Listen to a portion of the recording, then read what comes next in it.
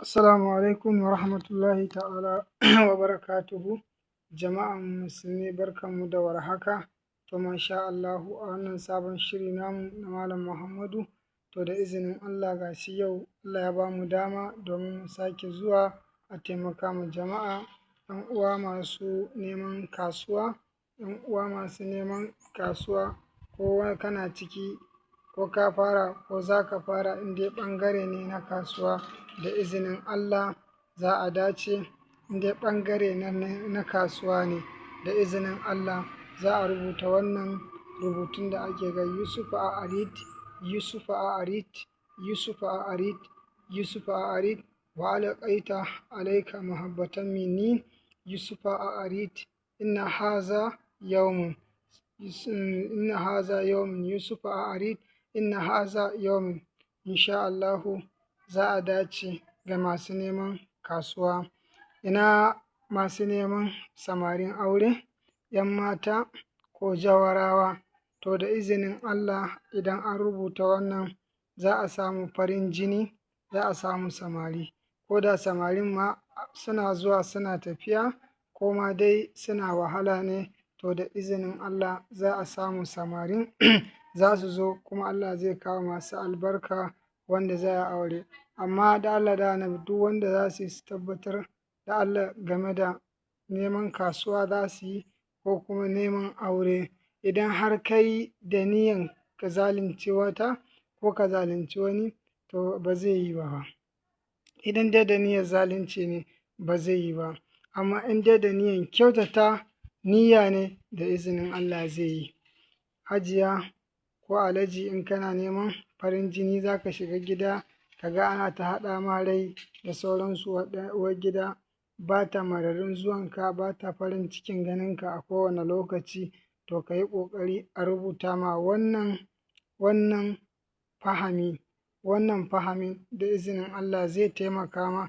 Hajiya, in ko ke ce ko ni ko kai, idan har ka zo Hajiya ba ta maraba da zuwanka, ba ta farin ciki da zuwanka, da babu ma duk ɗaya, to da izinin Allah ka yi ƙoƙari ka sa a rubuta ma wannan hatimin da kake ga Yusufa a Arid, Yusufa a Arid, Yusufa a Arid, wa alaƙaita alaika mahabbatan minni, wa alaƙaita alaika mahabbatan minni, wa alaƙaita alaika mahabbatan minni, da izinin Allah za a dace insha Allahu.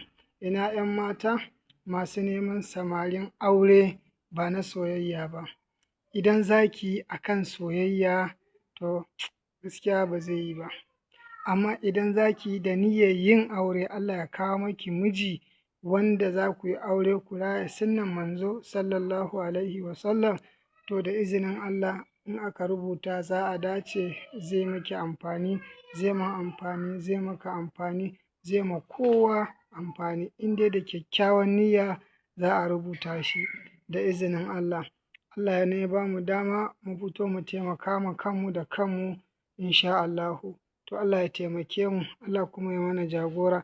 Kada a manta ga yadda ake yin sa.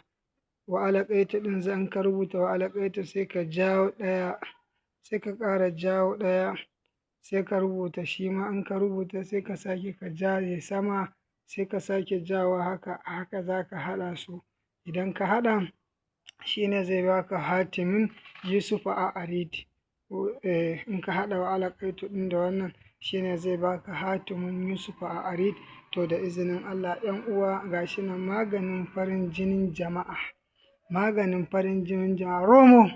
‘Yan uwa, kada a bar ku a baya, masu neman kasuwa, masu neman ko aiki nema, ko aiki ko wani abu, da izinin Allah za a dace. Ko aiki ko wani abu, da izinin Allah za a dace. A taimaka ma ‘yan uwa wanda suke da buƙata da shi, da duk wanda yake buƙata da wannan mai neman farin jini, to da izinin Allah za a dace insha Allahu. Allah ya taimaka mana, Allah kuma ya ba mu sa'a. Za a dai samu wanda ya iya rubutu, a bashi a hankali a cikin nutsuwa, ya tsaya shi kuma tsakani da Allah, duk abin da ya gani ya rubuta shi ɗaya bayan ɗaya, ɗaya bayan ɗaya, ɗaya bayan ɗaya yanda za a samu ya yi amfani ga inda aka nemi amfaninsa da izinin Allah. Insha Allahu za a dace da izinin Allah. To a jaraba dai 'yan uwa, a yi shi jazamun ne, wannan jazamun ne, garanti ne, babu shakku ba komai. Idan kai shakka ko kai kokwanto ko kai kwalo-kwalo ba zai yi ba.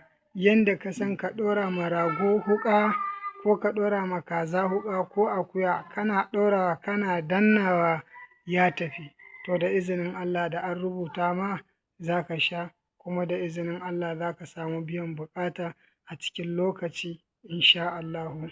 Domin neman ƙarin bayani ga lambar waya za a bada 08163396446.